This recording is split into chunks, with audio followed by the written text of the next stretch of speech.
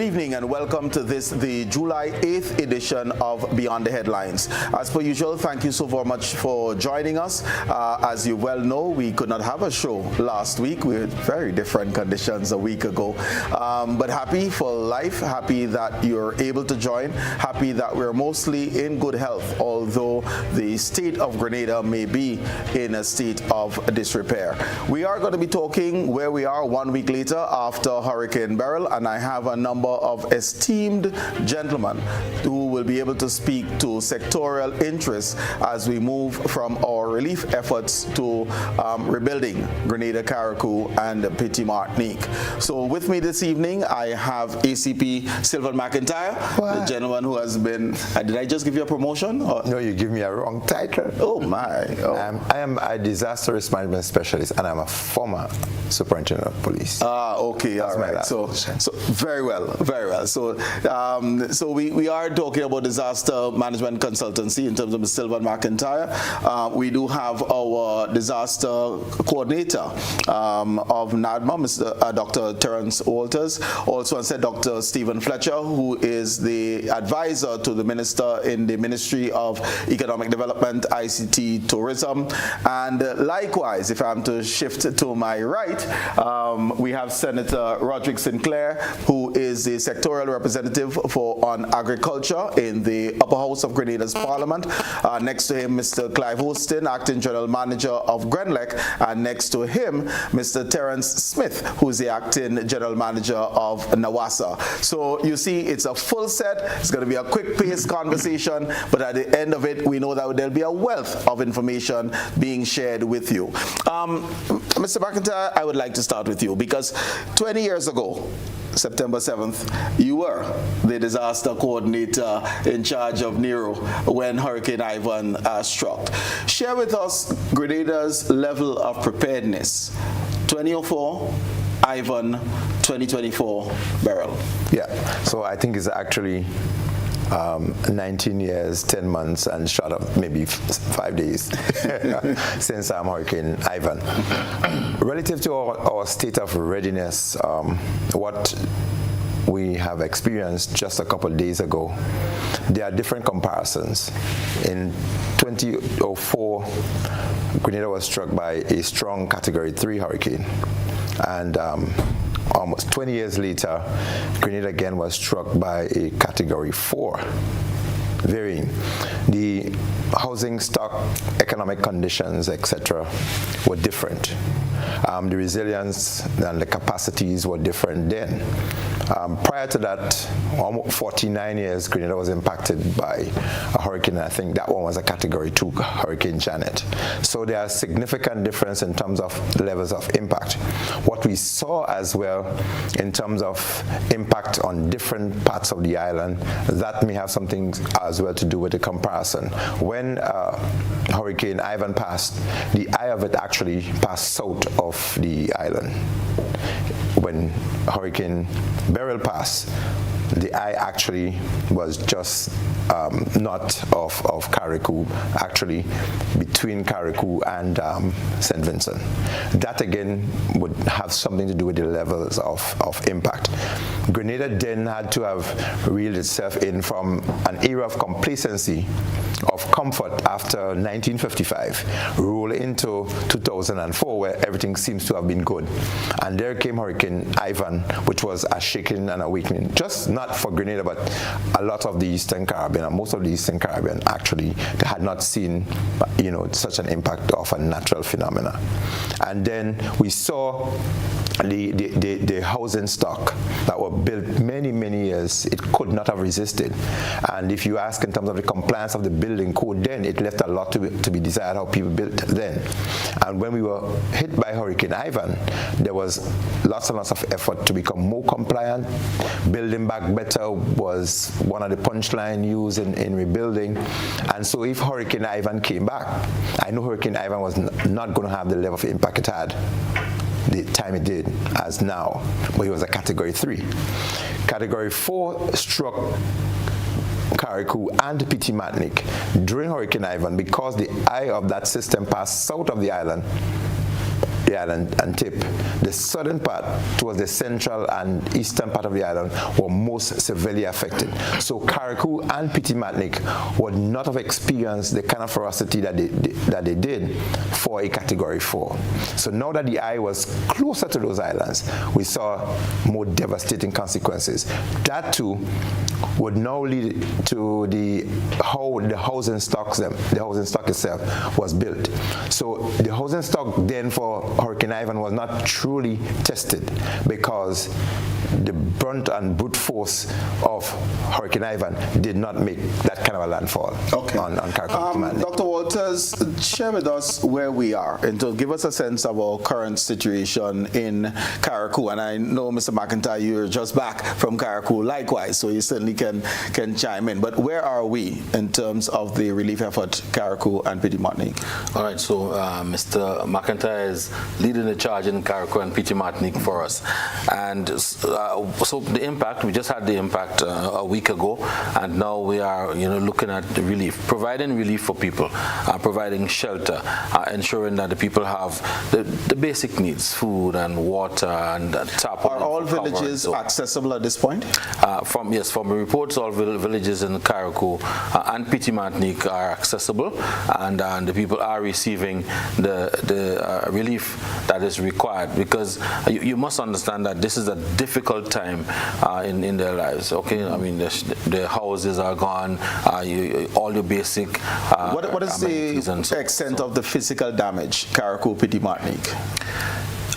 In my estimation, all right, in my estimation, I am thinking 98–99% of houses, of structures were either damaged or destroyed.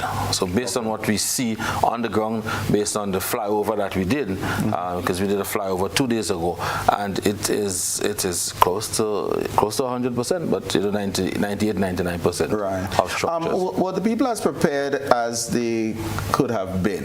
And I do hear Mr. McIntyre saying that because the northern part of the state of Grenada was not as impacted as severely by Hurricane Ivan, the buildings may have been different, but this is now a Category 4 that struck. Were they as prepared? Could they have done things differently? Well, preparedness has different components, yeah. So you can be prepared with your plans and programs, and so the way you build, the things that you have in your disaster supplies kit, and so. So I believe that the people took preparedness seriously, because we have an emergency operations center that stood up. It stood up, right? So it stood the Category 4, and then we have the district committee. We have a staff on Carriacou, and they have done, an excellent job. I hear the Minister for Carriacou and Petit Martinique Affairs commending the district team, okay, for the work that they have done. And Carriacou and Petit Martinique, they have always been doing quite a lot in terms of sensitizing the people, getting the children involved, getting people involved in disaster preparedness.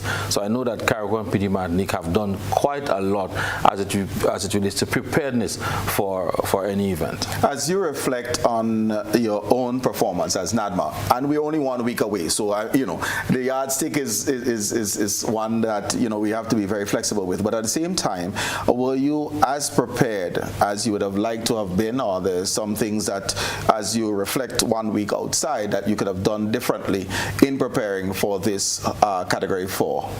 Maybe not differently, but things that could have been strengthened, things that could have been enhanced in our level of preparedness. I would say that, because there's always room for improvement, and preparedness is not a point that you reach. Preparedness is continuous. Okay, so that's why I say there's always room for improvement. Anything you want to point at that you could have strengthened? I believe one area that we could have strengthened was the shelter management. Okay, and we needed to enhance our shelter management. We did very well as what I saw based on what I expected. All right, I think because people came out. And, were the 3,000 plus people coming into shelters ahead of the hurricane a surprise to you? No, it wasn't a surprise, because we anticipated that because of its Category 3, Category 4, comparing to Ivan, that people will go into shelters. We anticipated that, okay? And but I want to commend the people who came out to be shelter managers, who came out and volunteered their service, volunteered their time to work at the shelters. Yes, I must commend them. Would you say that you're open later than normal? When is in terms of strengthening the shelter management, what aspect do you believe? In terms of the numbers of people available for shelter management. Okay, that I think we need to enhance that. All right. Yes? So this is essentially a call for volunteers as well. We're not wishing that something else comes, that we need to put people into shelters, but we do need increased volunteers, you seem to be saying. That's right. To assist in shelter management. So we actually need more than 1,000 volunteers for shelters, because we have 105 shelters, and each shelter needs like 10 or 12, okay, to man the shifts. So we do need quite a lot of volunteers for shelter. But I mean, quite a lot came out, and we're very thankful for that. I want to say thanks, hats off to them. Okay. I wanted to throw in something with him with regards to his challenge. In previous times, we dealt with one of the islands at a time with a major event. Right. This was a smaller island with the bigger of the impact, and you had to run simultaneous emergency operating center. We would want you to be able to give us, a perspective of your challenge in dealing with a smaller island with a greater impact to that of the larger, and how you really manage it. Did you envisage that was going to be, and did that take you at a different preparedness level? And is there anything that was an oversight or something that you would want to do differently? I commented on that we anticipated, okay, we we can be impacted, but we never envisaged us having to respond to Carriacou and Petit Martinique at that level. We do have the emergency operation centers. Right. We are prepared for them to function, but in terms of looking at it in that perspective, being focal points of the disaster relief effort. Okay. Yes, understood. Yes, okay. So and what's about the challenge of accessibility? Because that is different. It's different from cutting bushes, trying to clear roads to get to St. Andrew, as opposed to getting onto Carriacou and Petit Martinique. Yeah, so that challenge the first night, okay, because we were not able to get in touch with them, although we had satellite phones activated. So we only got contact the next morning. Okay, so that was a challenge the first night. But then from the next morning we started working. I think, right after the event, the cloud cover was kind of inhibiting the satellite phones. Okay, so that was part of the problem. Okay. But we got the connection the next day and went forward. Wonderful. All right, viewers, thank you so much for being with us. We're going to take our first break, and we're going to come back with speaking our response and the road to recovery after Hurricane Beryl.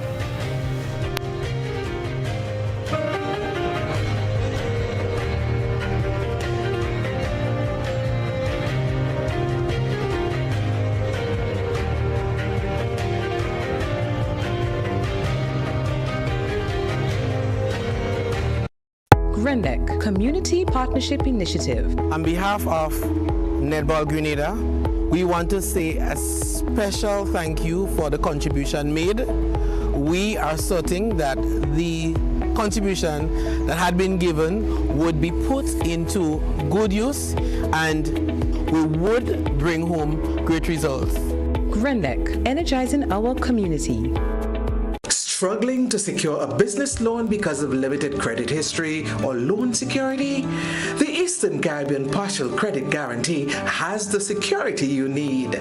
The Eastern Caribbean Partial Credit Guarantee, ECPCGC, is a bridge to accessible financing for micro, small, and medium enterprises in the Eastern Caribbean Currency Union. Backed by the Eastern Caribbean Central Bank with funding from the World Bank. We work with financial institutions to help MSMEs get credit to stay in business, grow their business, or invest in green technologies. Our process is simple. Apply for a loan at your local lender. If collateral is in question, our partial credit guarantee is the answer. Once you meet the criteria, we pledge up to 80% of the collateral you're short of. Reach out to an ECPCGC participating lender or visit www.ecpcgc.org for more information. The Eastern Caribbean Partial Credit Guarantee for MSMEs. Your business, your growth, our guarantee.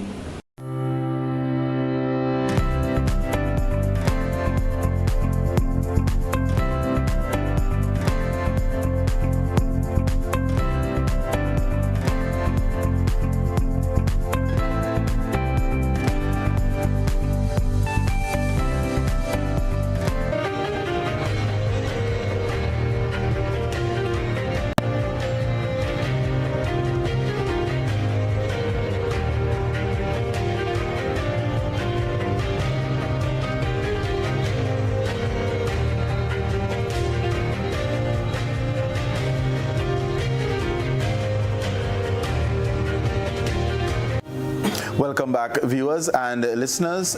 This is Beyond the Headlines, and of course we're looking at the way forward, because that's the way we want to be thinking after Hurricane Beryl. Dr. Walters, let me just continue to engage with you and give us a sense as to where we are with St. Patrick, St. Mark, those parishes in Grenada that was most severely impacted.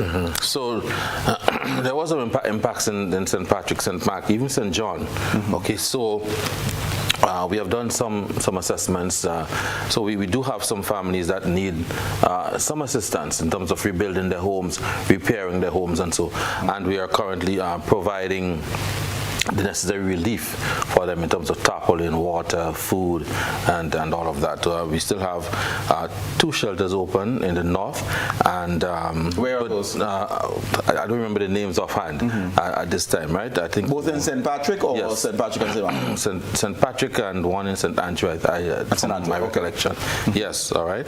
And so we continue to provide for these people and try to probably get them back to their homes as soon as possible. You mentioned relief, and I think what was unprecedented, and I don't recall that immediacy of relief from a private grouping after Hurricane Ivan. We have on island the I think it's Samaritan group, Samaritan's Purse on island, and they have done like 3, I believe, flights in.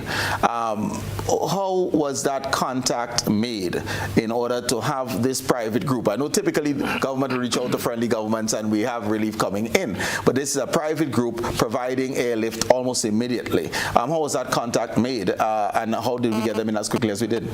Well, I know Samaritan Post was keeping an eye on the storm, keeping an eye on what was happening, and so as soon as the event occurred, they were able to come in, along with a number of other regional and international entities that were keeping an eye. And again, it's a multi-island impact. Okay, so it's Grenada, Carriacou, Petite Martinique, and we have the Grenadines, we have St. Vincent. Okay, so through that network with CDMA and on other regional and international organizations, these entities are ready to come in at short notice. Was in touch with CDMA in order to come in? And, yes, and and other entities also, right? Okay. They were in touch because there's that network. It's a regional and an international network, okay, that come together to respond to countries in the region whenever there's an impact. Okay. And just before I let you go, is there a need? I saw a video going around where someone was saying there's so much food in Carriacou. We probably need to get our knees up on food, and we need building supplies in order to restore homes. Is it time for us to shift our priority listing from the canned goods, etc., to building materials? Okay, so we have to do the assessment and make these decisions when we get the initial report, and then we will make these decisions about how quickly we go into the whole reconstruction, because you do not want to just go into the reconstruction without any guidance, okay, without a strategy, without a policy. So you need to go into the reconstruction with that. But now, I mean, yes, there is enough food, but remember, you're using on a daily basis, so we have to continue the relief supplies. We have to continue ensuring that people have food food and water for the next few weeks. Let me just ask you two things. Shouldn't how we rebuild been part of our strategy in terms of management and coming out and recovery from a disaster? And based on the calls, albeit all just 1 week, based on the calls that we've seen, there are lots of food that's still on the way. And therefore, when we shift to building material, it would not be arriving immediately. And should we be shifting to building material so that the people from Carriacou and Petit Martinique and those impacted in northern parishes can have a sense of dignity being restored, the ownership in terms of home ownership, etc., being returned to them? And there is building material arriving on the island already. Okay, so donors and friendly governments and so have started providing building materials. Okay. And let me just have you just cite some of the friendly governments and agencies, because it's your opportunity to say a thank you as well, that would have responded in support of NADMA's call. Well, I don't think I want to do that now, okay, because I may miss some people and or leave some people out and so, which I don't want to do. So in another program a little later on, I think then we can go on to that. But a number of entities have provided, and we wanted to thank you to all of you, and we look forward to a continued collaboration and work as we respond to this event. You shifted from Monjaloo to the Carenage in terms of collecting of donations. What prompted that? No, we are still collecting. We still are storing at Monjaloo because our warehouse is at Monjaloo. Okay, and at the port, we when things come in, okay, we're storing it there and then transporting or sending to Carriacou and Petit Martinique. Okay, all right. That's what it is. All right, thank you very much. And this was comments coming from our National Disaster Coordinator, Dr. Terrence Walters. And in our recovery response, as we move on to the road to recovery, I'd like to bring in now Acting General Manager of NAWASA, Mr. Terrence Smith.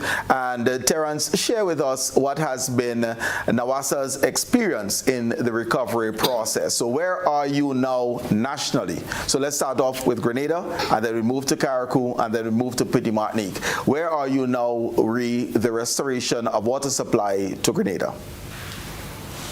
So, good night, everyone. Today, NAWASA restored the water supply service to the areas served by the Mount Horn water treatment plant. As of yesterday, Sunday, we completed the dam clearance, the raw water lines repair, the flushing and cleaning of the sedimentation tank and filters and the clear well, and we commissioned the plant, and the plant is distributing as of today. We expect to complete a similar operation with the much larger Mirabo water treatment plant, and we expect Mirabo to be commissioned and producing water for distribution by tomorrow, Tuesday. So by tomorrow, Tuesday, we anticipate having water restored from all dams in Grenada by on tomorrow, mainland Tuesday. Grenada, yes. On mainland Grenada. Which means that if things go according to plan in the next day, we would have achieved reinstatement of all of our, well, substantially all. There's still one or two small areas of problem areas and so, which I can speak to, but we would substantially have reinstated our water treatment plants on mainland Grenada within 7 days of shutting down. Remember, we shut down at 6 p.m. in Carriacou a week ago on Sunday, and we shut down the other plants by 9 p.m. So we would have achieved reinstatement in 8 days.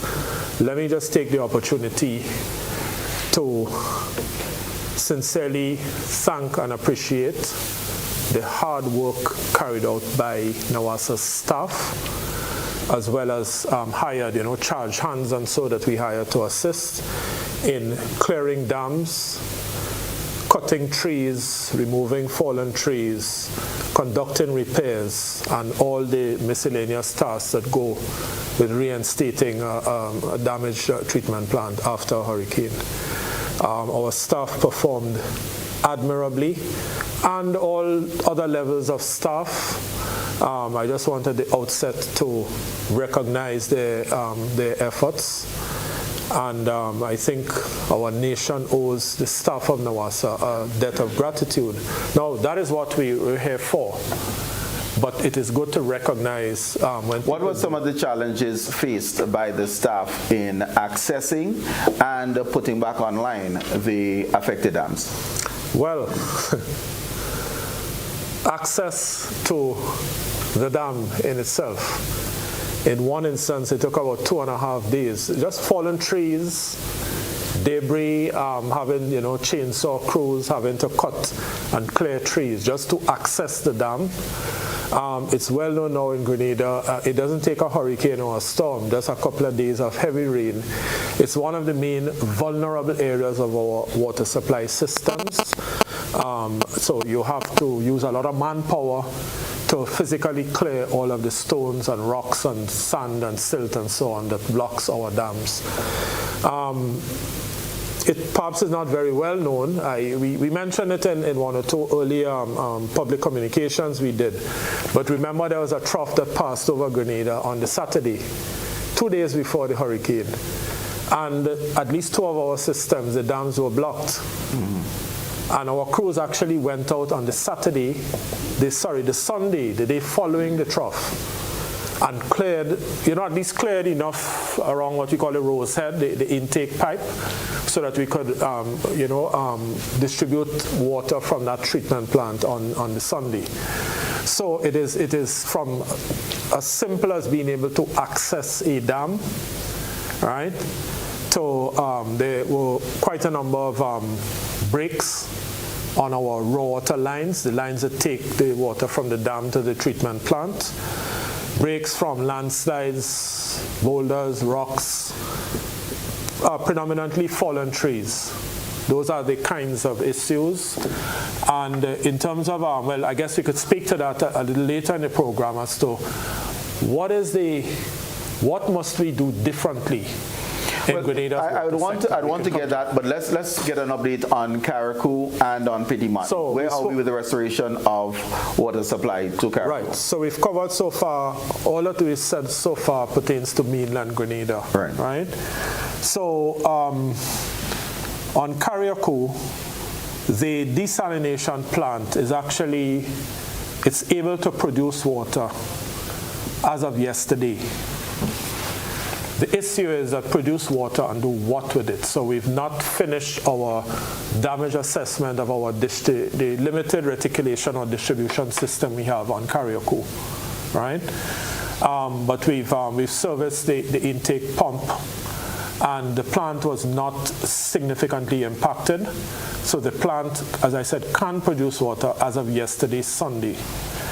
Our strategy for making use of the desalinated water is through the assistance of CAWASA. We were able to get on loan from Reno Construction, a solution construction company that's active in Grenada. They sent up a water truck, a 2,000-gallon water truck, which I understand arrived in Carriacou yesterday, Sunday, and is to be commissioned between tomorrow, Tuesday, and Wednesday is our target date for distributing water from our initial water truck. All right, it's a 2,000-gallon water truck, and Reno specifically, they have personnel on the ground in Carriacou that's going to be conducting some brief training on the use of the controls and so on. It's a fairly sophisticated water truck. When do we anticipate utilizing NAWASA's distribution system for water? That is going to come in a few days thereafter. We're sending back up additional crews. I could speak further to that. But the idea is that if the plant can be producing water, and we have a 2,000-gallon water truck, from at latest Wednesday we anticipate, we can begin to address the critical areas, the health facilities, the shelters, and generally work our way around as needed. They, filling up, topping up people's tanks and so forth. Okay. Right? We have a second, but it's important. We have a second water truck because we sent out an appeal 2 days after the hurricane through the Kawasa for 2 water trucks. And that's the Caribbean Water Association's group. Yeah, Caribbean, the regional, the sub-regional grouping of water utilities, right? And the government of Barbados has indicated that they would be providing 2 water trucks. One for us to use on Carriacou and one to be used on Union Islands and SVG, right? But they asked that we coordinate through SEDIMA the transportation of the trucks from Barbados, one to Carriacou, one to Union Island. Okay. So we have been in touch, very closely in touch with, of course, NADMA, Dr. Walters and his team. And our understanding is that the SEDIMA is making efforts through the French embassy for, I don't know if Dr. Walters has any more recent information, but that's what we got through Kawasa. Through the French embassy for some kind of French military barge or ship to be collecting. So we anticipate in another couple of days that a second water truck would be on island. Okay, we're speaking about water trucks, but let's assume that the distribution system, because that's normality means distribution system. But remember that we have only a very limited part of Carriacou has a distribution network. So it's not, we do not have a distribution network over the entire island. Okay. So that is hence the importance of why we focus in on being able to distribute truck-borne water. So in other words, that we're looking at a medium term, a matter of months seemingly, of truck-borne water in Carriacou. Because even when your distribution system is up, if people don't have homes and there's no distribution system, we'd have to be getting water to them. Yeah, I'm sorry, that is correct. We're looking at a few more days for activating, for being able to get water to the storage reservoir and through our limited distribution network. But distribution system serves where in Carriacou? It's mainly Hillsborough and the environs. It's very, very limited. Okay. Yeah. So if you're from Wynwood or someplace like that? Grenada has about 160-something customers in Carriacou who are on the distribution network. So it's very, very limited, right? So you are correct, yes. In terms of getting water to the rest of the island of Carriacou, it is going to be a period, it is going to be... If we're talking about building back better, do we need to get the rest of Carriacou on a distribution system? Should something of this nature happen again, we can serve them, meaning we, the national authority, NAWASA. Those are, that is in NAWASA's short to medium term plans, envisages an additional desalination plant, additional storage reservoir, and including the J-Cruise project includes for. But distribution is important, so we need to get pipes in the ground to get to the people of Wynwood. That is well in the pipeline, so to speak. Okay. There are plans for extending the distribution network, yes. Okay. But let us not forget that the traditional means of accessing drinking water in Carriacou and Petit Martinique is rainwater harvesting. Right. Yeah. So that is not going to the installation of a reticulation system, a distribution network, ought not to deter the people of Carriacou and Petit Martinique from the traditional means of water. But are we saying that it should not be either or, but it should have access to both? One augments the other, precisely, because it is very, very costly. Chat with us on where we are with Petit Martinique. So Petit Martinique is significantly more challenging because the raw water, the seawater intake in Petit Martinique was severely damaged, destroyed. Yeah, the intake pump is also, the pump house is right there on the beach, a couple of inches above mean sea level, and that was inundated in the hurricane. Yeah, what I can say there is that our production and quality manager, who's from Carriacou, who's been on island for the last several days. He led a team of 7 staff from Carriacou, all of whom have lost their homes. Yeah, and they spent several hours on PM yesterday doing some preparatory works. So, for example, the pump, the seawater pump, was dismantled. It was sent down to Grenada today. It was scrapped, serviced by our electrical crew in Dusty Highway. And it is to be put back up and sent back up to Carriacou, I believe, as early as tomorrow. Right? I can also say that we've received offers of assistance. It's truly remarkable from a number of sources. That's us directly at NAWASA. We've put a couple of them in touch with NADMA because they ought to be the coordinating entity. But one of the areas of assistance we've received is from the Caribbean Development Bank, CDB, who has loaned us the engineer Carl Pivot, who's a Grenadian and formerly worked at NAWASA, knows the systems, knows the ground, so to speak. So Engineer Pivot has been with us from Friday. He's going to be with us for 2 weeks to assist us at a senior strategic level in planning the way forward, so to speak. So Engineer Pivot and another one of our engineers is going up to PM on Wednesday. Should have been tomorrow. It's now Wednesday. To collect some further data to prepare a concept paper to seek funding for the short term. When will the people of Petit Martinique be receiving water, whether it's truck-borne or through We aiming for Friday of this week. Friday of this week? Yeah. Okay, good. Thank you. That trip on Wednesday is an important component of it. No problem. Yeah? Let's get over to Mr. Hosten. I think your challenges may have been even greater than that faced by NAWASA. So share with us, where are we in the re-electrification for Grenada, our northern parishes, and then we will go over to Carriacou and Petit Martinique. Thank you, Colin, and a pleasant good night to all viewers and listeners. Where we are in Grenada right now, we've got about over 93% of the island, actually 97% of the island electrified in terms of customers. Okay, so we've got just over 3% of customers without electricity. Okay, in terms of our customer base, right, with 58,900 customers, we have 2,000 customers without electricity.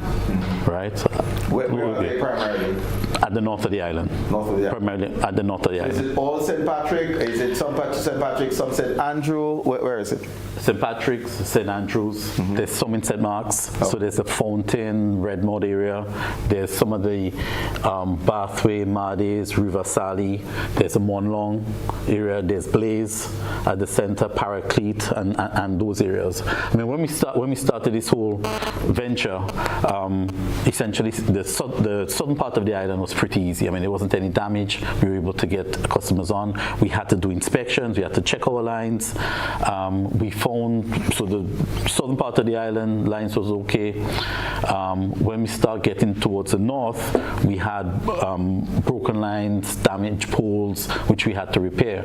So our strategy essentially was to repair and work on the trunk lines, or what we call the feeder lines, the main lines. And we worked both on the western side and on the eastern side. And as we repaired lines, we were able to bring on transformers and customers, but there were some that, because of the damages and the nature of the damages, we did not attend to there and then, but focus on the trunk line so that we could reach Sautez, the southern part of the island, so that we could start connecting customers. Okay. So this happened a few days ago. So we now have the entire island ringed with trunk feeder lines, and we're now working on lateral spurs transformers. But we're at a point where we have to do a lot of work to get a small number of customers on. And when I say small, small villages, various areas. I mean, look at the area of Monlong, for example. Right. We have a long fly. Okay, when we say a fly, it's from one hilltop to another. Okay, so it's a fairly long line. There's broken poles, there's lines, and to get that restored takes a lot of manpower. So from the calculations that we've done, basically, some of these, and there's a lot of dotted and spotted areas, we've seen that it could take close to 4 weeks okay, to get all these customers connected. Is Granatang, I know because you spoke of the east and the west, so is Granatang cleared now and lines restored? Yes. Okay. Yeah, Granatang is cleared. So what we've done now is that, we've triggered CARILEC, the Caribbean Regional Electricity Organization, and we've asked for assistance, okay, to come to Grenada so that we could cut down these 4 weeks to about 2.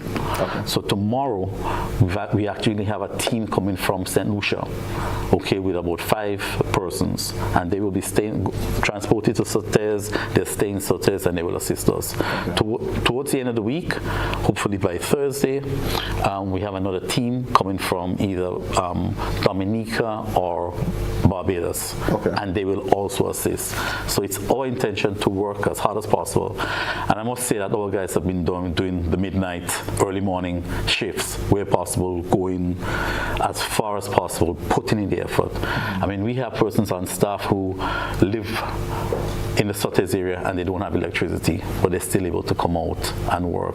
So I mean, we have a good, energized, dynamic, and committed staff. I like the word energized. Yeah, right. And it's with a capital E. That's right. Share with us, where are you with Carriacou and Petit Martinique?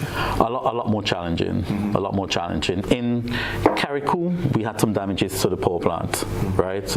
Area over the switchgear room, we had some galvanized. We have a wall that's partially damaged. And we have a containerized unit that has a lot of debris and thing around it. So we've started that cleanup. Our linesmen who had their whole homes damaged are out working, right? So, I mean, last week we took a couple of days, reached out to them, make sure they were okay, and they were, sent up essential relief material, tarpaulins, water, freezers, portable generators, so that they could get going, and they are. The spirits are high, but the conditions are not the best, right? Unfortunately. You spoke of the material. Do we have sufficient material for this re-electrification thrust? So I'm talking now just raw material, poles and wire. I know we're getting assistance with manpower. The fortunate thing that we've seen is that a lot of the poles, which are down and fallen, can be reused.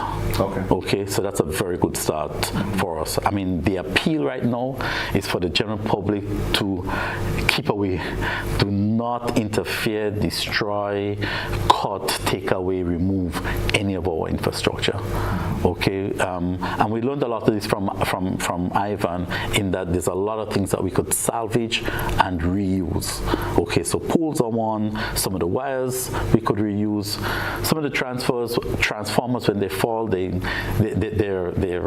becoming defective, right? So we've got material in Grenada, and we have on order, okay, poles, wires, transformers, and street lights and meters. Okay, so we basically have a good formula, okay, to get things going. I was saying that our lines crew have actually built lines from Saturday, Sunday, and today, going into the town of Hillsborough. Okay. That's going to be my next question. How will you prioritize the re-electrification of Carriacou and likewise of Petit Martinique? Well, for Carriacou, definitely Hillsborough, right, and the medical and the police and security areas. We've got to look at immediately who is available, or what entities are available to accept electricity, because there is substantial damage to a lot of the buildings. But essentially, some of the schools, areas where people could gather, the commercial centers, businesses, Harveyville, have supermarkets and some commercial entities. So those areas. But even if it's just running your lines and there's a street light, is a sign of hope. Absolutely. Even if the one doesn't necessarily have a home to live in. So with that, likewise, after taking care of Capital, Hillsborough, of course, police station, medical center, getting over to the north of the island, is that also a priority? Absolutely. It is. As to when that infrastructure infrastructure can be built. We're not referring to homes yet because they need to have a certified home in order to be connected. But any estimation as to when that infrastructure can be put back in Carriacou, and then answer for Petit Martinique as well? I don't have a specific answer for that, but what I can tell you is that from Friday into the weekend, we're making arrangements with Trinidad and TNTech to have a 4-man crew here, right? So they will have something like 16 people here, right? And they will come with 3 bucket trucks and a digger derrick, right? And they will start basically to outbuild the line. We're also looking at additional assistance from some of the other Carriacou utilities, and as we complete Grenada, our crews will go up there. So we will have a large contingent, in Carriacou to build. Right. So you see, from ending of the week, we can anticipate having some non-Grenadian boots on the ground in Carriacou. And within 2 to 3 weeks, when Grenada you anticipate to be completed, then all hands on deck, Carriacou and Petit Martinique. As much as possible, yes. Okay. Because remember, we still have our operations to run in Grenada, so we have to take that into consideration. Understood. Also. Yeah. Speaking of building back better, is it time, as we do, whether it's low-income housing units or below villages, that our resources, electrical resources, be run underground? Because I don't think we can avoid hurricanes and storms and landslides. They are going to be part of our reality if we're following this whole issue of climate change and the impact it's having on us as small island developing states. So as we build back better, should some of your resources be put underground? No, it's a good observation, and we fully agree that we should look at the whole resilience nature and trying to improve the condition and the reliability of our system. Underground is one aspect, and we will definitely be looking at that. We have to kind of work on things in parallel because the focus will be to get customers online, right? So the underground, we've got a trench, we've got to make preparations, we've got the cable. I think it becomes a sort of bigger national policy question. For example, there should be something in place so that whenever we are working on roads, we should build and make sure that there is a right of way, for underground facilities. So continue with water, electricity, communication, and we have a specific right of way. There should be something like all new roads or any road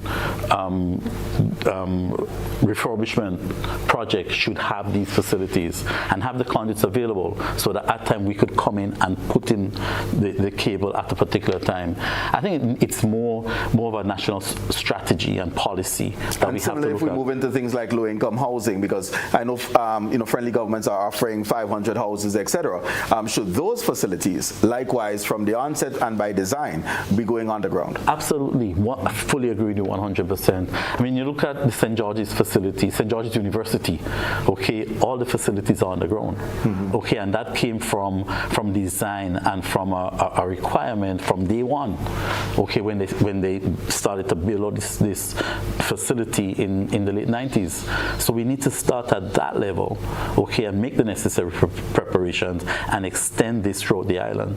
So, I mean, we need to start from our power plant in Grenada, through St. George's, Melvin Street to the hospital, or even to where the new hospital complex will be, in Carriacou from the power plant to Hillsborough and other essential areas. It needs to be a policy, and it needs to be things in place to accommodate that from all areas. We spoke of ground and underground. We use underground for planting, so allow me to shift over to Senator for Agriculture in our upper house. Senator Sinclair, share with us the extent of the damage to the agricultural sector. You can start off on mainland Grenada and then shift over to Carriacou and Petit Martinique.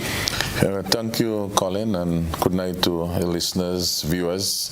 And I want to first say how much I empathize with everyone who is going through this very difficult period, both in St. Vincent, Grenada, and even to my friends out in Jamaica. Every time we have national disasters, like this, the first thing we think about is food security and how do we get food. And how do we continue the livelihoods of our farmers?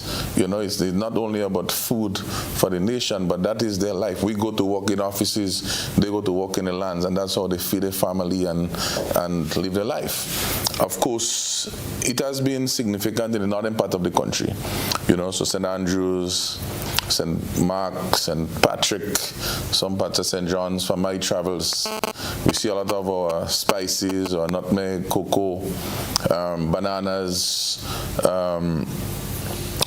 the root crops and so on, not so much damage. The vegetables, not so much, but a lot of our sugar, mangoes, breadfruit, you know. So you have a combination of food and livelihood. The poultry folks, the roofs, we speak a lot of roofs and, and so. Just before, because I want to get into poultry and livestock, etc. Yeah.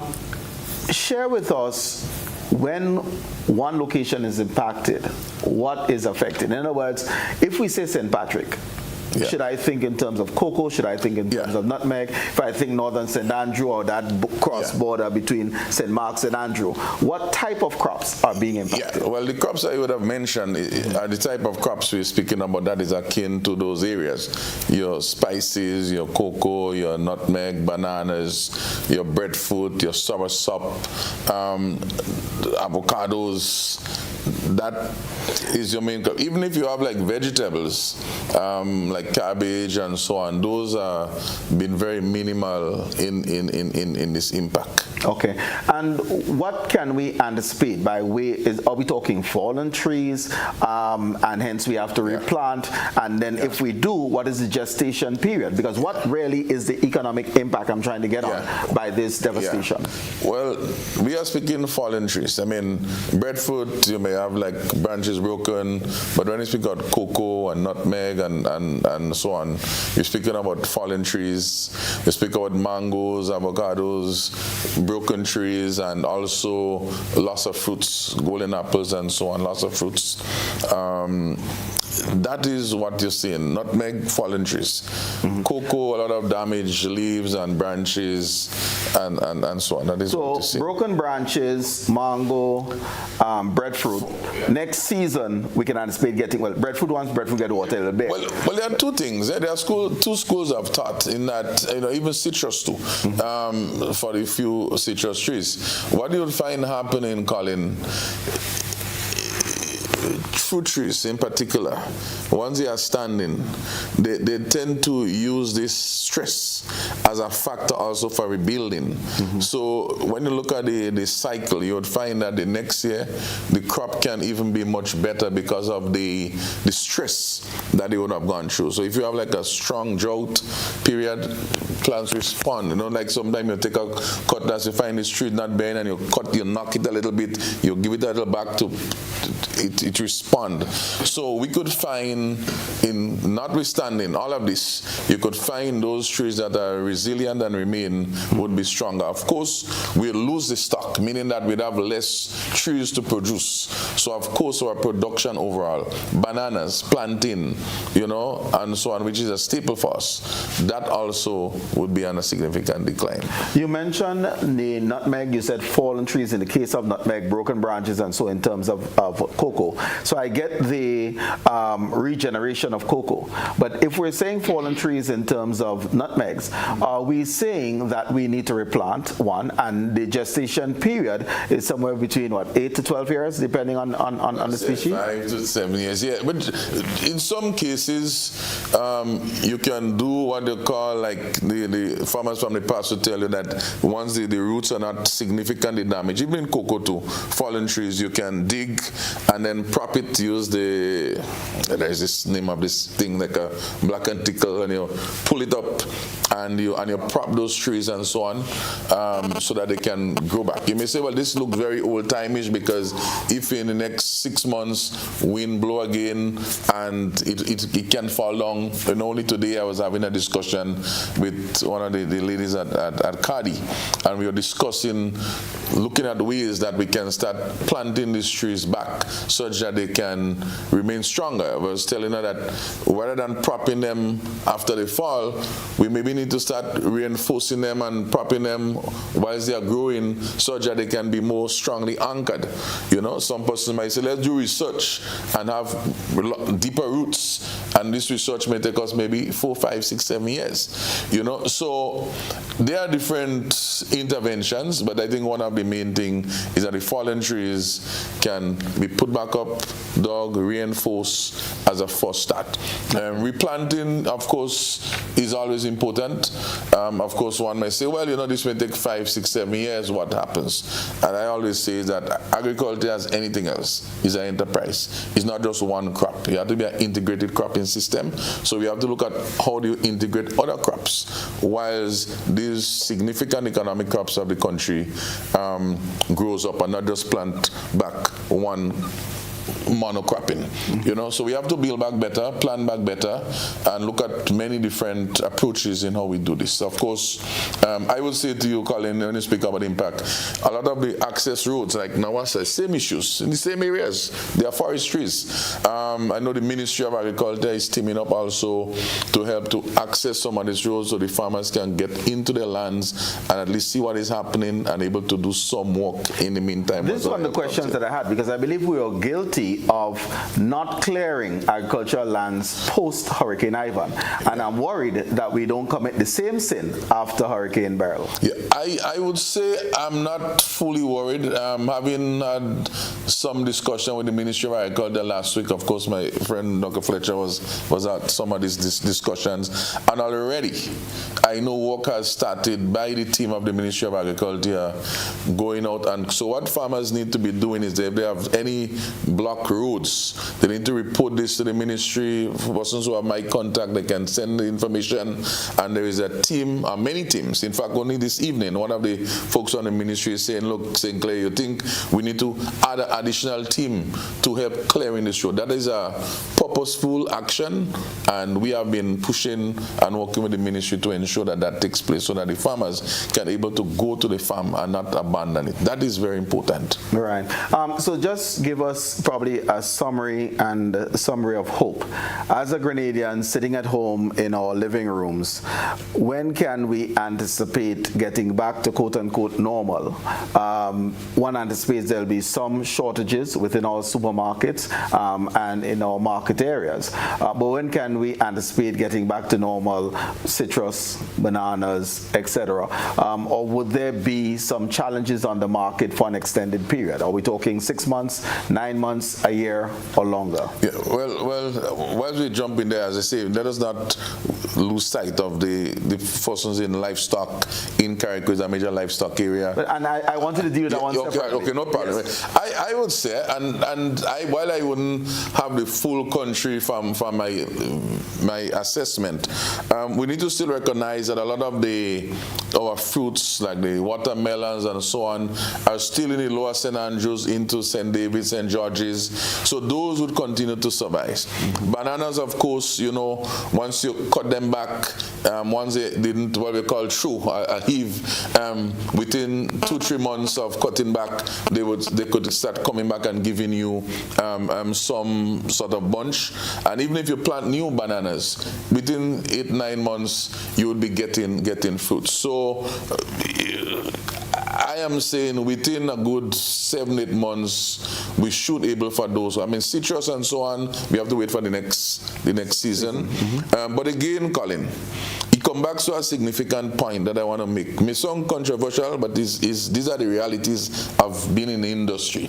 The whole role of the Marketing and National Importing Board and its role as a food security instrument, and my good friend at the head of NADMA knows that MNIB sits on the Supply Food Security Committee and the role it can play in augmenting all of these things. So we should have food storage in many parts of this country now, supported in that space. We shouldn't have to be even maybe scratching our head. So we need to plan smart. And when we're building back better, we need to look and see how do we use those sort of institutions in moving forward. Where are are we with cocoa? Because we're boasting about excellent dark chocolates, and we have a budding industry in terms of our chocolate industry. Do you anticipate that secondary production, meaning our dark chocolates, being negatively impacted, and for how long? I would say this is, I would give it maybe about 2 years because you have to, the trees that are not fallen, branches breaking, would need to rebuild. The good thing is that it's early in the season. It's rainy time now, so you should be able to find good regeneration. And the cocoa crop was basically kind of off now. Cocoa crop will be coming in later into the year, all into next year. So with that saying, I don't see us being affected significantly in I would say between 2 years we should be okay. Okay. In terms of production of the chocolate, again, the association has to decide how it intends to strategically refocus in terms of maximizing its monies based on, should I make more chocolate and sell rather than exporting most of the raw bean based on the different contractual agreements. Right. Okay. Let's livestock, and I know livestock is big in Carriacou. So just share with us the impact of Hurricane Beryl on the livestock. Yes, I reach out to my connections at the Carriacou Farmers Association today, and I mean and they speak of the loss of the house. I mean that was hard, but they were resilient and strong and able to speak. One lady was crying and explaining the challenges. The livestock is significantly affected. The animals are loose running, and in fact, one of the major issues that we face right now, in fact, interestingly, that one of the major farmers involved in the livestock saying, look, his fence are broken, his livestock are there, and about 3 weeks ago, he was trying to reach me to say, look, Senator, this dog predation and dog destroying animals is a big issue. So right now, have to live in some hotel, his house is damaged, his 40-something, 50-something animals, some of them are pregnant and other things. He's worried about dogs on the loose. So while we're speaking about all of these issues, about the water and all of those things, we have to find a way about this. How do we treat with managing this dog situation, whether it's the RSPCA, etc., because that is also a factor for us right now. So let's go sector by sector. Are you aware of significant damage to the poultry sector? Because we still import 90% of our chicken, so we need that up and running. But beef, mutton, and then certainly speak to fisheries. Yeah, well, in terms of the poultry, why I haven't spoken specifically, the information that I've collected is that most folks would have lost like the roof, especially this northern part, Sotel side, and that would of course affect chicks, especially if they have different early chicks, layers, as the case may be, and so on. So that we know we could have some offset there, and birds under stress, that would affect their productivity. Right. In terms of the fishing sector, and it's funny, even in Ivan, fishing export actually rose, while all of the agriculture sector declined because of the situation. However, if I'm speaking to the head of fisheries here, through the same meetings we had, most of the fishermen, 99%, would have secured their boats. I drove on the western side, and you see a lot of the boats are secured, and so they heed the call. So this is good. Of course, in Carriacou itself, they would get a lot of the heat there with the boats. So in terms of the fishing infrastructure, the general feedback is not significant. That's from the fish standpoint. But when you go on the marine resources and look at the sea moss, these people are crying because we could imagine, I would say more than 100% of the sea moss cultivation is gone, from Grenada right up to Union Island. They're drying houses, everything. is gone. And this is an area that we definitely need to look at. How do they rebuild? Is a growing industry in that end. I want to say at the same time, Colin, through some partnership between myself and, of course, Senator Rahman in the Senate, the business representative at the Senate, we are able to do some collaboration and engage 3 of the fishers, Dalton and out in Guave there and Be Nice, and there is another one, I can't remember his name. They were able to provide very early in the game transportation to bring a lot of the relief up to Carriacou and PT Matting very early, and so we want to commend them and others who continue to provide that sort of voluntary service, and of course the thoughtfulness of the private sector in this early stage. All right. Thank you very much, Senator Sinclair. And ladies and gentlemen, it's time for us to take our final break, and we'll be right back.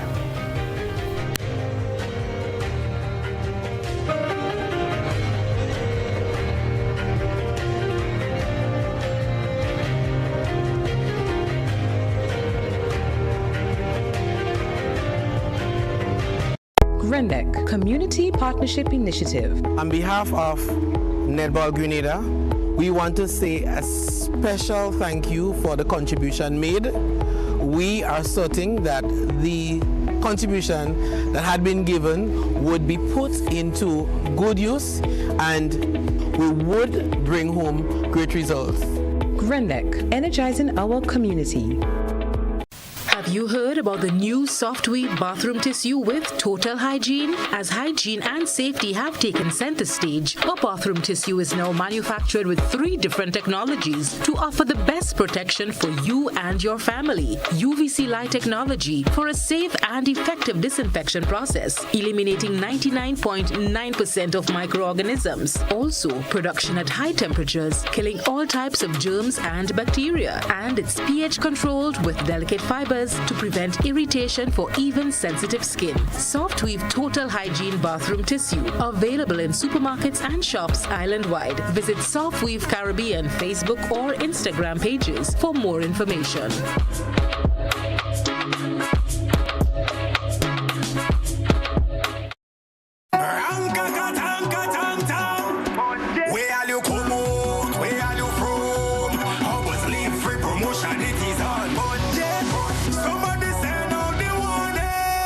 Spend $50 or more at any Hubbard's department or participating outlets for a chance to win free fuel, free drinks, free prizes, free property and vehicular insurance, free Hub TV and internet, free electricity, free coke, free water, free cooking gas, free paint supplies, free Dutch Lady milk, free passes to Sunshine promotion events for 2024, free groceries, all for 1 whole year, and every winner receives a free lunch package. But that's not all. Drive away in style in a brand new Isuzu D-Max.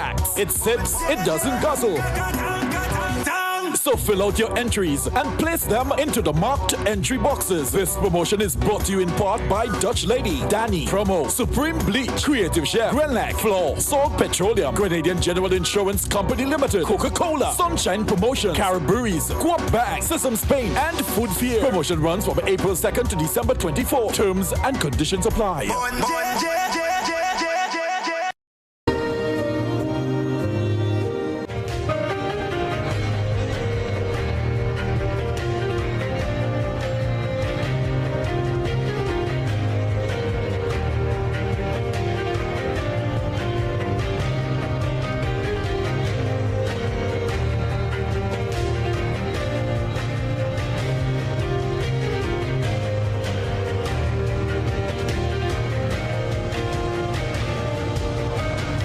Welcome back, viewers and listeners. We're talking about the road to recovery after Hurricane Beryl. We spoke a lot of what has happened to us, Dr. Fletcher. In economic terms, is there some estimate that we believe that can be offered at this particular point in time in terms of the impact of Hurricane Beryl on the Grenadian economy? Either as a percentage of GDP or just raw numbers, any estimations at all? Right. Well, first and foremost, good night, and good night to your listeners and viewers, wherever they are, maybe exist at this point. I also want to take the opportunity to certainly empathize with the victims of the hurricane, persons who have lost lives, persons who have lost, property. Persons who have lost economic livelihoods. We need to empathize with those, and also persons that would be affected psychologically and behaviorally as well. We have to put that into the mix as we talk about the recovery process and as we seek to estimate the cost of that recovery. So we need to look at that. So before answering the question, let us put in context the total damage that has been done so far, which is broad, which is deep in many respects. So when you look at places like Piti Martinique and Carriacou, the economy is totally devastated. There is not an economy right now in those countries. I'm sure Mr. Sylvan, who is here, who just returned from Carriacou, and certainly Dr. Walters would testify to the extent of the damage in Carriacou. We also have to look at what has happened in St. Patrick, St. Mark, and to a lesser degree St. Andrews. I have been out in the field in St. Patrick over the past few days, and I can tell you it is very, very significant. We must also understand to a large degree that what we are experiencing is significantly a climate change impact that we're having. The changes that are occurring in the wider environment is impacting on the kinds of hurricanes we have, in the frequency of hurricanes, the intensity of hurricanes. So what we experience is a climatic event, and we have to frame our responses within that context. It's really about that. In terms of the substantial question of the estimate of damage so far, that's an ongoing process. In fact, we have not been able to put our finger yet on the estimate, on the estimated damage. It is ongoing. In fact, we started as early as last week with the estimates, looking at every sector: health, education, agriculture, the marine industry, and so forth. And I can tell you the result so far is now, whereas this event is, meaning the hurricane is localized to a large degree versus Ivan, what we do know from the economic science that deals with disaster and disaster risk management is that natural disasters carries with it 6 times more cost than other damage to the economy. So whatever the estimate is going to be significant. We also know from previous economic modeling that has been done with respect to Grenada, it averaged way back as far back as 2018, 2020. The estimate is that Grenada, on any natural disaster occurring, not to the degree as we have today, you've got to look at an estimate of over $500 million EC dollars that will damage the economy over time. So in fact, so Carriacou, this last hurricane barrel, in my estimation, would be over that region. We're looking at clearly billions of dollars. When Hurricane Ivan struck, So we're looking at 25% of GDP just straight off the bat. That's where you're going. I would not venture to give a number just yet. I'll err on the side of caution, bearing the results that are coming. The results are coming in so far in terms of the assessment that's been done. But what we know is that from the economic point of view, it's going to be significant for the agricultural sector, and so in particular. So that is where we are in terms of the assessment is ongoing. Chat a little bit in terms of our when we can anticipate monies coming in from our disaster relief insurance, because I know that Grenada did sign on to that. So when can we anticipate monies coming in, and certainly what has been identified as the use of those funds, which might be contractual from day one? Right. So at the moment, and again, a very good question, because it really speaks to the extent to which we are climate smarting our financial infrastructure for situations like these. So I think one of the better decisions that have been made recently, and it's coming through even at this time, is the fact that we are seeing the readiness of resources from domestic economy and from regional organizations. So, for example, Grenada had only recently signed up to the regional regional risk insurance program, and that should be coming in within a very reasonable time. Again, all of this based on estimates of assessment. The assessment must be conducted before these kinds of money kicks in. Okay. But what I can tell you is that so far, quite a number of organizations and countries have already signaled to Grenada very strongly that they are prepared to provide resources. We have the CRIP has signaled. We have some countries that have signaled as well. The United States, Canada, and others have in fact signaled that. The Caribbean Development Bank delegation is coming in within the next day or two. As a matter of fact, they already have persons on the ground in Grenada assisting with the assessment and evaluation.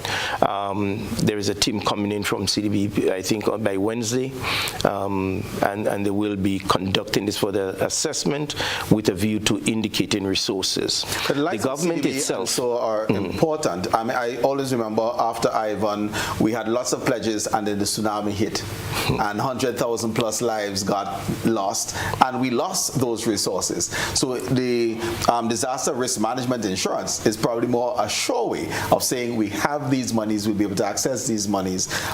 Exactly, and it is for that very reason I talk about the climate smarting of our own financial infrastructure locally and regionally in situations like this to guarantee that you're going to have some substantial financial support when events like these happen. To your point of what happens generally, and it's a very useful point that Hurricane Beryl, for example, has affected at least 3 or 4 islands in the Caribbean.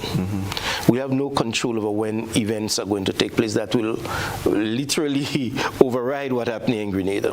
So there's competition for resources. And therefore, in terms of the way going forward and the road to recovery, it means that as a country, we really have to begin to step back and look inward more and more for resources that we're going to need to climate smart the entire economy. We have to look at sources of financing, not just external. And so, for example, whereas we rely on some of the insurance that we have covering, we got to look at a number of things. One is that the private sector, individual homes, individual businesses, we have to look at the issue of insurance. That was my next question. Were homes largely insured? And I know sometimes we're forced to do insurance because we went to the bank to take a mortgage. But if homes are built cash, we are tempted not to insure. From your estimation, whether Northern Grenada, Carriacou, Petit Martinique, were those homes largely insured?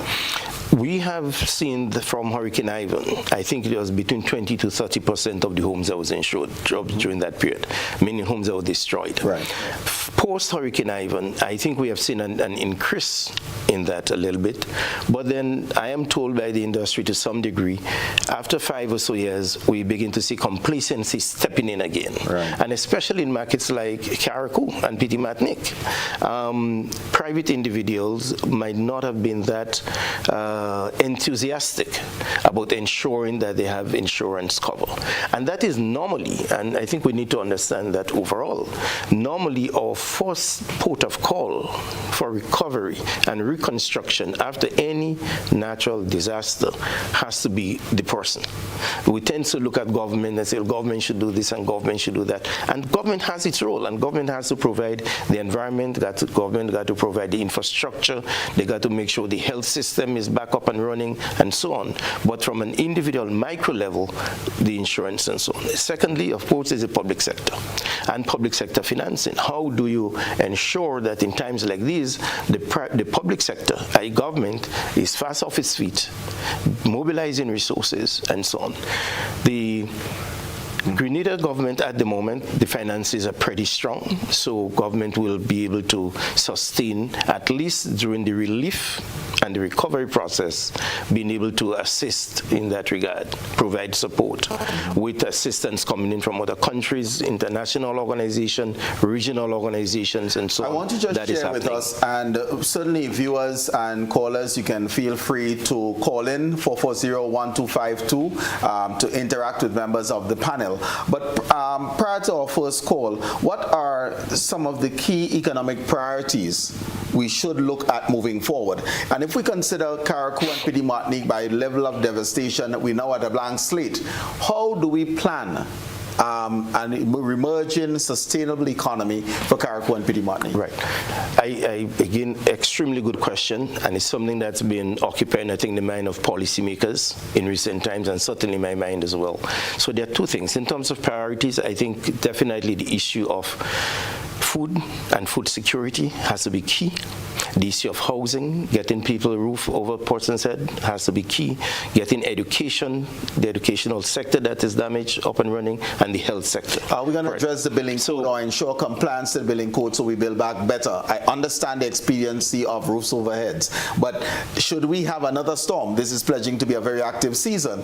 Do you just want to put on 2 sheets of galvanized that's going to be blown away in a tropical storm? Again, very important. Lessons learned.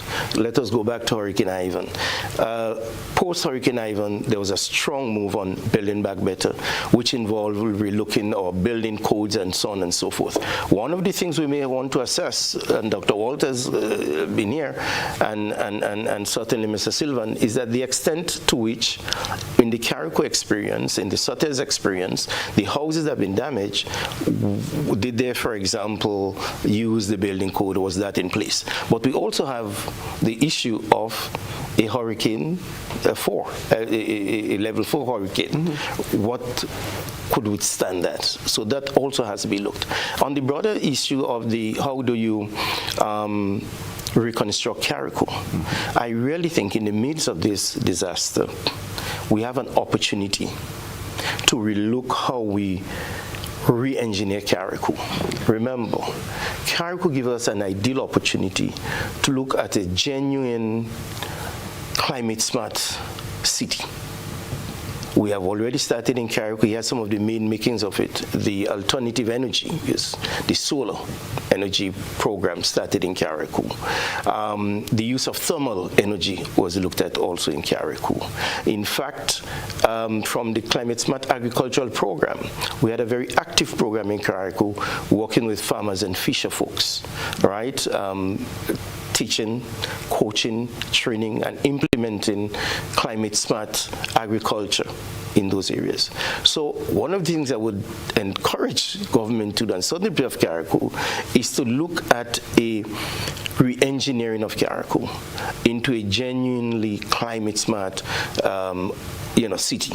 The point that you raised earlier on regarding running more of the electrical lines and so on underground, can we, while we hasten, and we must do it with haste and some accuracy and efficiency to get the economy of Carriacou up and running, to get the people's lives back in order and so on, as a medium and longer term planning, should we not get our engineers, get our thinkers together and do a remapping, a re-engineering of Carriacou? I think there's an opportunity for that. Okay.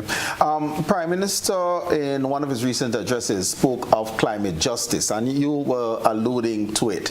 How do we position ourselves in order to make this appeal for climate justice, which might be akin to reparations, and then how do we agitate to ensure delivery on climate justice because of the manner in which we have been impacted? Great. Again, the issue is that in terms of the climate justice issue, it is well known that we produce very little of the cause of the climate change, the gas emissions and so on that contribute into that, but we suffer the greatest. We suffer the greatest on this. So this has to be looked at. We also have to make the point that this is a climate issue. This hurricane is not a normal hurricane. It is not one from the way it started to the size, to the time of the year, the time of the season. It is not normal weather conditions. It is extreme. So what we're experiencing is the extreme issue. That has to be the foundation on which the arguments are made. As it is, there are fundamentally about 3 or 4 sources of climate-related funds that are available globally, all right, that government can access. And interestingly, you know, the Climate Smart Agricultural Program, SIAP, which I am currently holding a position there, have been negotiating a successor program to SIAP. And that program is in fact going to be funded to the tune of $10 million US by the Adaptation Fund. As well as getting $4 million US from the climate fund, right? Global Climate Fund. So we already, in a way, have started to build the argument, build the case from a small island developing state context of why we need to access those resources, why we need to have the flow of resources on the basis of the impact of climate changes on our economies coming to Grenada. Okay. But a key point of this, a key issue that we must recognize, and I want to emphasize this, we cannot fold our arms and think it's going to come to us easily. We have to be out there aggressively articulating, lobbying, and pushing for our part of it, because Grenada is not the only country in the world. There is competition for resources out there. But what is useful for us is that we can get some grant funding, that is available. And by the way, the $14 million US I mentioned a while ago will all be grant funding that we're going to be receiving. Wonderful. All right, it's almost time for us to wrap up, so I'm going to come to each of you gentlemen. The theme is resilience. I'm going to start off with you, Mr. Smith. In your closing comments, resilience in the water sector.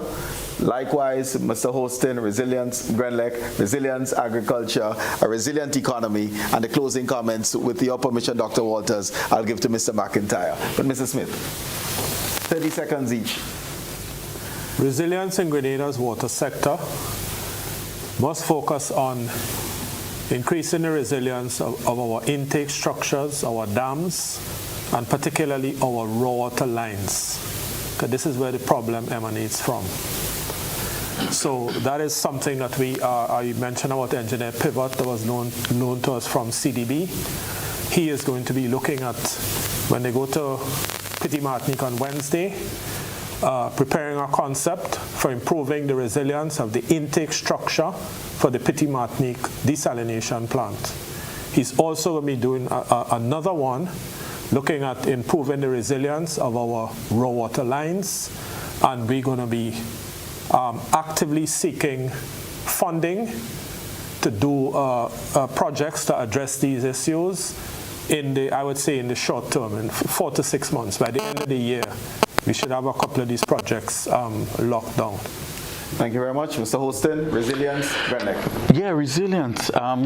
First of all, looking at the overhead structure, looking at the northern part of the island, a lot of the damages on our lines and wires came from trees. Okay, so trees falling on our lines, there needs to be, better, clear right-of-ways, okay, for our infrastructure, and certain clearances, okay, from trees, okay, and vegetation which can impact our lines. Apart from that, construction standards and that's important. But coming back to the underground, that is an essential part of all this, and it's costly, it's doable, but I say it just needs to be done in a phased approach, and it is something that Grenada could be paying more attention to as we build and develop and extend our infrastructure. Okay. Senator Sinclair? A couple of things I want to say quickly. One, I think we need to look at the community involvement and awareness. I think that sensitization is massive in all ways in how we treat with those things. I think diversification and value addition is very important for resilience of those enterprises. I think the issue of partnerships is very important. We're speaking about rebuilding. I remember after Ivan, I walked along with the Salvation Army and the Mennonites in the reconstruction. They are very skilled in those sort of things.